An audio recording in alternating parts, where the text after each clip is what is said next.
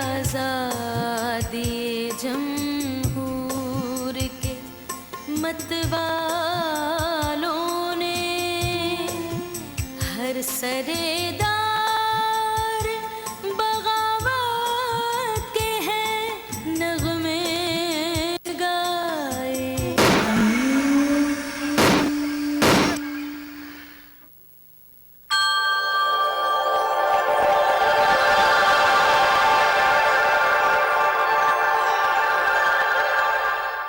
अभी पूरी पाकिस्तानी कौम 1971 के सदमे से संभल नहीं पाई थी, जिसमें फौजी हुकूमत के दौरान पाकिस्तान दो लख्त हो गया था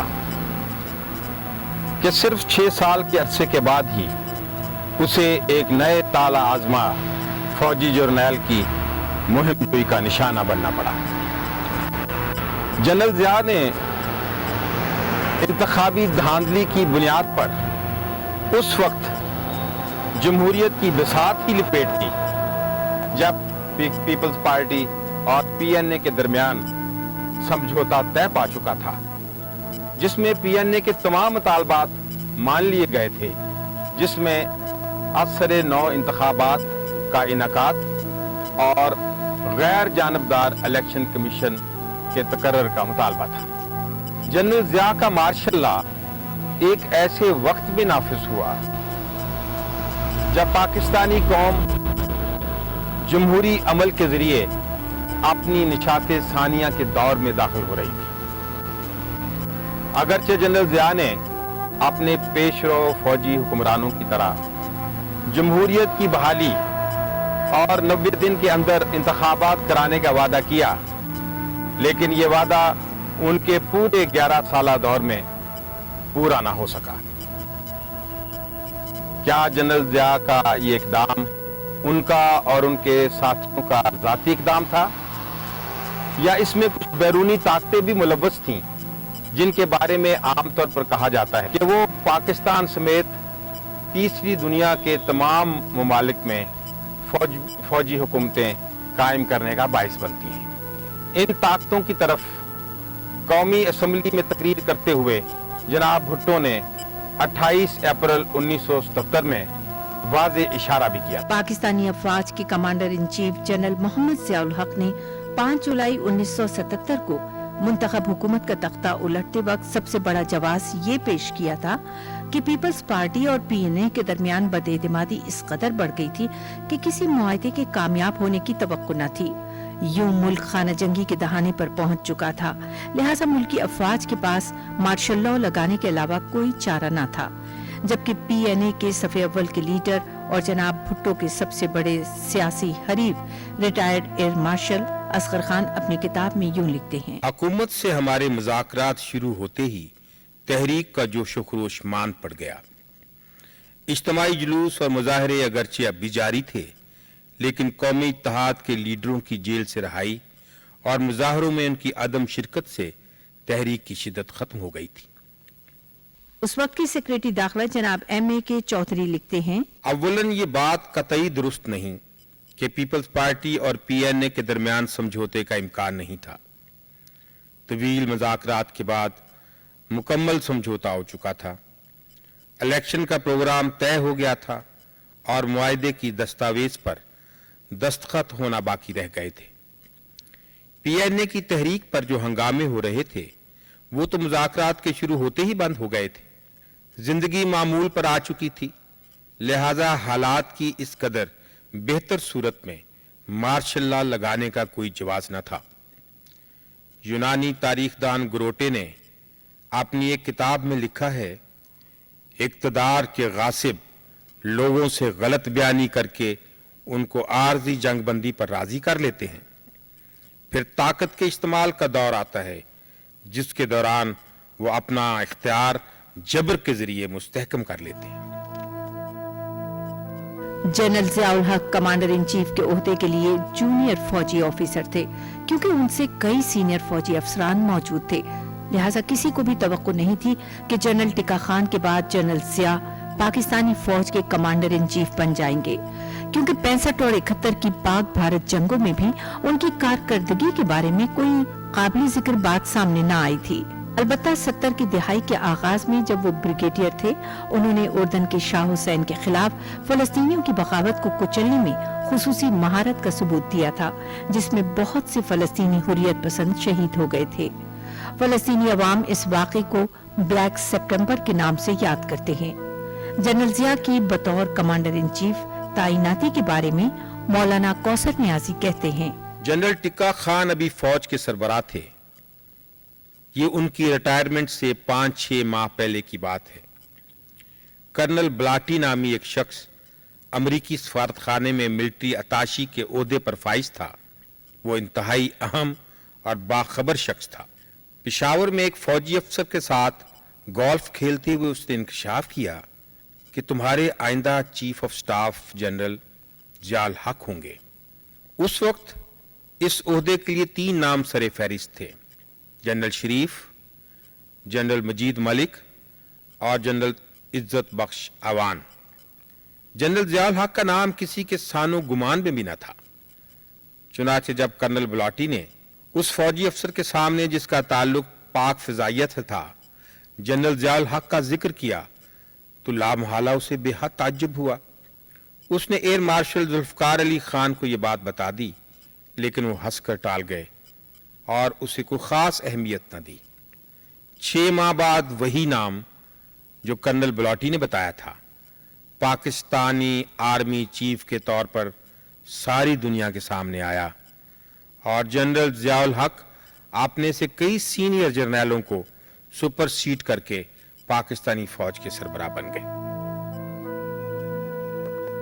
retired air marshal Mohammad Asghar Khan अपनी किताब में लिखते हैं, जियाउल हक जब एक डिवीजन के कमांडर थे तो उन्होंने भुट्टो को कई तकरीबात में मदऊ करके अपने आप को मुतारिफ कराया।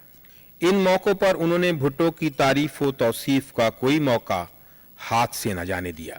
एक ऐसी ही तकरीब में उन्होंने भुट्टो की मुल्क और मुसल्लह अफवाज के लिए खिदमात की सताइश के तौर पर एक तलवार पेश की। उन्हीं के इसरार पर भुट्टो आर्मर्ड कोर के कर्नल इन चीफ बनने पर रजामंद हो गए। ये एजाज सिर्फ जर्नैल के ओहदे के आर्मी ऑफिसर को दिया जाता है। मैंने ये भी सुना कि जियाउल हक ने भुट्टो को यह तरगीब देने की भी कोशिश की कि वो आर्मर्ड कोर के कर्नल इन चीफ की वर्दी पहनकर एक मिलिट्री परेड का मुआयना करें। यह भी अजीब बात थी कि एक चीफ ऑफ आर्मी स्टाफ जो खुद आर्मर्ड कोर का एक ऑफिसर था, उसने आर्मर्ड कोर के कर्नल इन चीफ को फांसी दे दी। जनरल जियाउल हक ने जनाब भुट्टो के साथ अपनी गैर मशरूत वफादारी का हर मौके पर बढ़ चढ़ कर मुजाहरा किया। 1973 में उन्होंने भुट्टो साहब का तख्ता उलटने की एक साजिश में मुलव्विस फौजी अफसरों पर मुकदमा चलाने के लिए जनरल कोर्ट मार्शल के सरबराह की हैसियत से जो कारकर्दगी दिखाई और बाद में पीएनए की तहरीक के दौरान दूसरी मुसल्लह अफवाज के सरबराहों के साथ मिलकर जनाब भुट्टो से अपनी वफादारी की तायीद के लिए जो एक गैर मामूली बयान जारी किया, उसकी कुछ मिसालें हैं। लेकिन इस तहरीक के दौरान वो मुसलसल इस कोशिश में मसरूफ रहे कि पीएनए और पीपल्स पार्टी के दरमियान कोई समझौता न होने पाए। वो एक तरफ भुट्टो साहब को जल्द समझौता करने पर जोर देते रहे और दूसरी तरफ पीएनए की 2 अहम शराइत न मानने पर भी मजबूर करते रहे, जिनमें हैदराबाद साजिश केस को वापस लेना और बलूचिस्तान से फौजों की वापसी शामिल था। एक मौके पर जनाब भुट्टो ने रेफरेंडम की तजवीज भी पेश की कि वो अवाम से पूछेंगे कि आया वो उन्हें बरसरे इख्तिदार देखना चाहते हैं या नहीं। इस तजवीज की फौजी सरबराहों ने तायद की, लेकिन पीएनए की क़यादत ने इसे मुस्तरद कर दिया। मौलाना कौसर नियाजी फौजी सरबराहों के साथ अपनी और भुट्टो साहब की एक मीटिंग का अहवाल यूं बयान करते हैं। साबका इजलास में जर्नैल साहबान रेफरेंडम की तजवीज को कबूल कर चुके थे। उनका कहना था कि वो उसे अपने जवानों के सामने सेल कर सकेंगे, मगर पीएनए की तरफ से रेफरेंडम के बाइकआउट के ऐलान के बाद सूरत हाल अचानक तब्दील हो गई और जर्नैल साहबान भी रेफरेंडम के खिलाफ हो गए।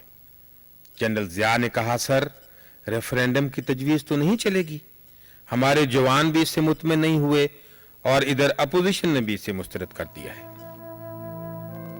28 अप्रैल 1977 को जनाब भुट्टो ने कौमी असेंबली में तकरीर करते हुए पीएनए की तहरीक को पाकिस्तान के खिलाफ बैनुल अक़वामी साजिश करार दिया था। मौलाना कौसर नियाज़ी कहते हैं, अमेरिका के एक साबिक सफीर जोसेफ फॉरलैंड 21 मई 1977 को अचानक पाकिस्तान के दौरे पर पहुंचे। ये साहब मशरकी पाकिस्तान के बांग्लादेश बनने की तकलीफ दे मराहिल में भी 16-17 दिन ढाका और कराची वगैरह में नजर आए थे। इनके बारे में हुकूमत के पास मुसद्दिका इतलात थी कि ये CIA के बहुत अहम ओहदेदार हैं।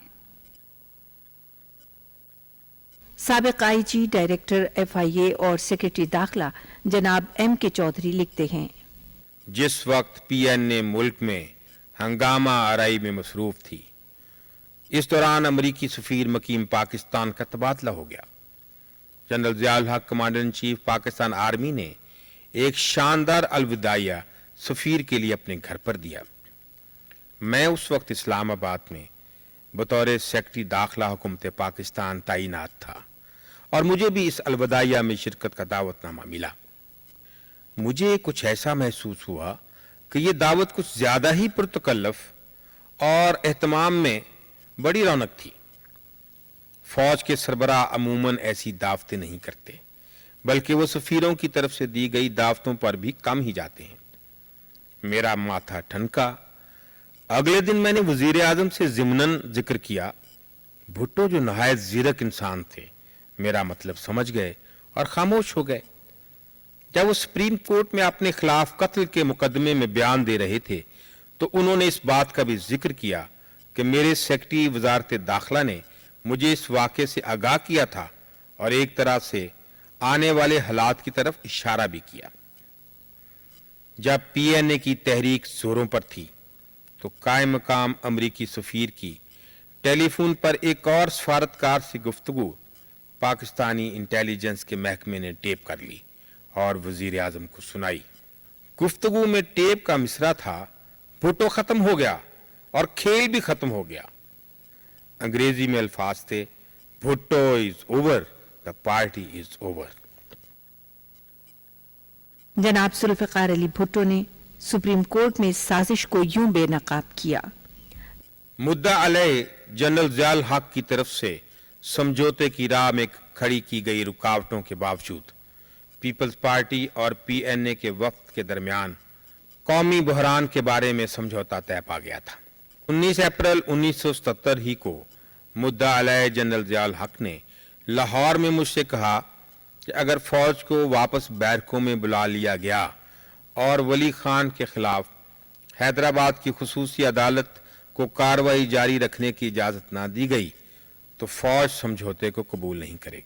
2 और 3 जुलाई को रावलपिंडी के प्राइम मिनिस्टर सेक्रेटेरिएट में मुद्दा अलैह जनरल ज़ियाउल हक ने PP की हुकूमत और PNA के वफ्द के दरमियान एक मीटिंग में शिरकत की और अपने साथ 50 सफ़हात की एक दस्तावेज लाया, जिसमें यह अमर साबित किया गया था कि अलहदगी पसंदों और गद्दारों को, जिन पर हैदराबाद में मुकदमा चल रहा था, किसी सूरत रहा न किया जाए।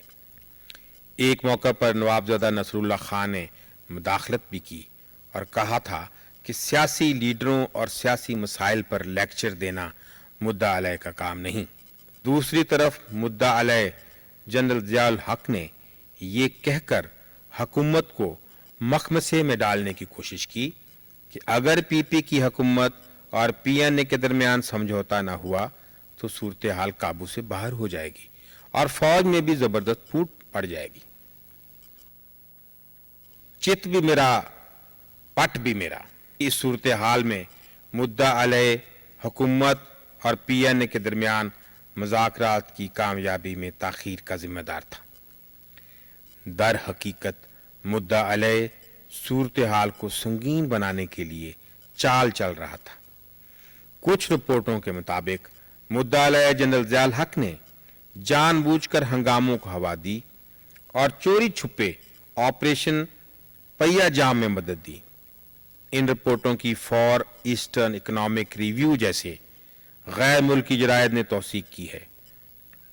मुद्दा अलैह जनरल ज़ियाउल हक ने ऐसे वाक़यात को उकसाने, मदद देने और फैलाने में नुमाया किरदार अदा किया है جس سے خانہ جنگی کو فروغ ہو تاکہ منتخب قانونی حکومت کا تختہ الٹا جا سکے۔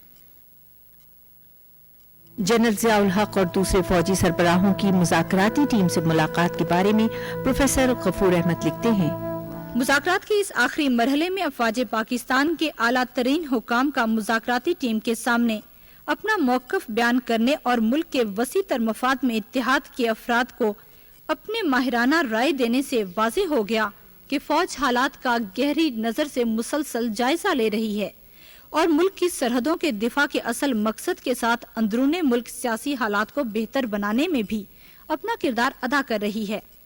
اس نے قومی اتحاد کی ٹیم کو اپنے جن خدشات سے آگاہ کیا وہ غلط اطلاعات پر مبنی تھے۔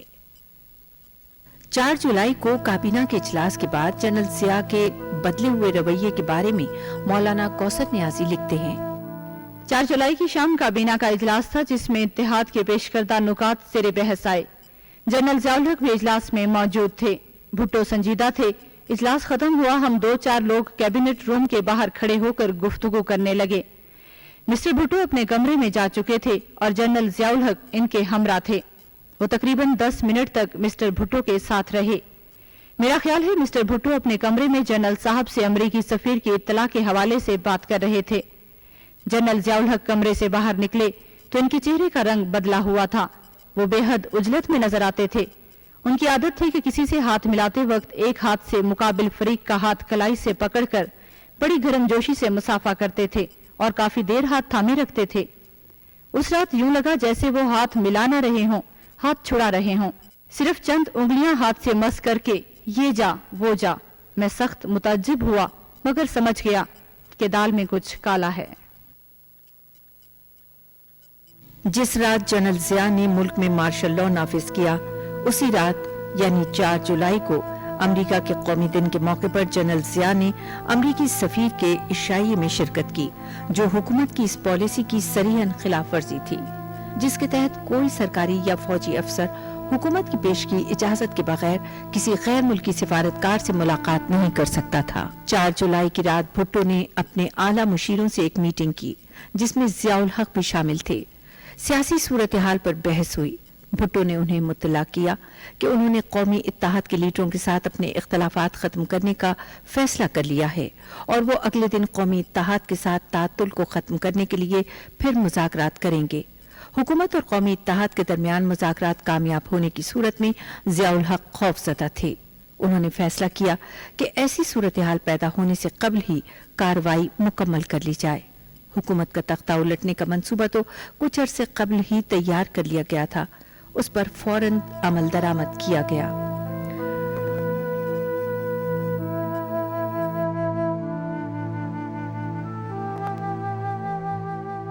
وسط جون میں دونوں فریق ایک سمجھوتے پر پہنچ گئے تھے اور اس وقت خیال یہ تھا کہ 20 جون کو رسمی طور پر معاہدے پر دستخط کر دیے جائیں گے، لیکن بھٹو صاحب اسی دوران ایک 4 روزہ بیرونی دورے پر چلے گئے۔ 18 جون کو روانہ ہونے کے بعد وہ 23 جون کو وطن واپس آئے۔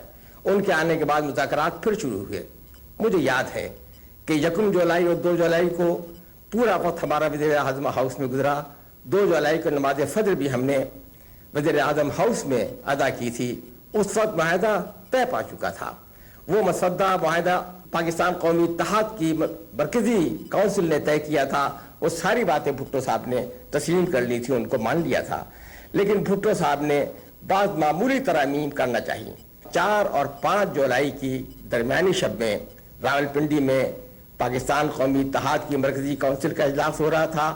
اس کونسل میں جناب air marshal retired Asghar Khan اور بیگم نسیم ولی صاحبہ کا کہنا یہ تھا کہ ہم سمجھوتا نہ کریں بلکہ ملک میں مارشل لا لگنے دیں، اس لیے کہ مارشل لا ہی ملک میں بر وقت اور منصفانہ انتخابات کا ضامن بن سکتا ہے۔ لیکن اتحاد نے یہ بات طے نہیں کی، ان سے منظور نہیں کیا، بلکہ اتحاد نے یہی طے کیا کہ ہم بھٹو صاحب کے ساتھ معاہدہ کر لیں۔ اسی طریقے سے وزیر اعظم ہاؤس میں مرکزی کابینہ کا اجلاس ہو رہا تھا اور وہاں بھی یہی بات طے کی گئی کہ معاہدے پر دستخط کر دیے جائیں اور پاکستان قومی اتحاد سے معاہدہ کر لیا جائے۔ لیکن مجھے افسوس ہے کہ 4 اور 5 جولائی کی درمیانی شب میں ماشاء اللہ لگا دیا گیا۔ اگر ماشاء اللہ نہیں لگتا تو 5 جولائی کو معاہدے پر دستخط ہو جاتے اور ملک کو تعمیر ترین ماشاء اللہ دیکھنا نہیں پڑتا۔ انہوں نے ان ابتدائی مذاکرات میں یہ تسلیم کر لیا کہ عصر نو انتخابات کرائے جائیں گے، اور یہی ہمارا بنیادی مطالبہ تھا۔ اور اس کے بعد آئندہ الیکشن کو منصفانہ اور آزادانہ بنانے کے لیے ہم 32 نکات لے کر گئے، مذاکرات ہوئے، اور جناب ذوالفقار علی بھٹو مرحوم کے ساتھ جناب عبدالحفیظ پیرزادہ اور جناب مولانا کوثر نیازی مرحوم تھے، اور ہماری PNA کی ٹیم میں مولانا مفتی محمود مرحوم، میں اور پروفیسر غفور احمد، ہم اس میں شریک ہوئے مذاکرات میں۔ تو کئی دن تک مذاکرات ہوتے رہے۔ تو یہ میں بتانا چاہتا ہوں کہ ہم 32 نکات لے کر گئے تھے، 32 پوائنٹس، اس میں 31 نکات پر ہمارا سمجھوتا ہو گیا، اور ایک جو 32واں پوائنٹ تھا وہ ہم نے خود واپس لے لیا، یعنی تقریباً اور ایک رات، پوری رات ہم بیٹھے رہے اور ہمارے مذاکرات ہوتے رہے پوری رات، اور صرف دستخط کرنے باقی رہ گئے تھے، اور اس کے بعد بلا جواز مارشل لا مسلط کر دیا گیا۔ اس رات کی اگلی صبح جب پوری قوم جمہوریت کے نئے دور میں داخل ہونے والی تھی، جنرل ضیاء نے مختلف ہیلے بہانوں سے جمہوریت کی بساط ہی لپیٹ دی اور ملک کو ایک طویل اور تاریک آمریت کے غار میں دھکیل دیا۔ مسٹر بھٹو کی حکومت ختم ہو چکی ہے، سارے ملک میں مارشل لا نافذ کر دیا گیا ہے، قومی اور صوبائی اسمبلیاں توڑ دی گئی ہیں، صوبائی گورنر اور وزیر ہٹا دیے گئے۔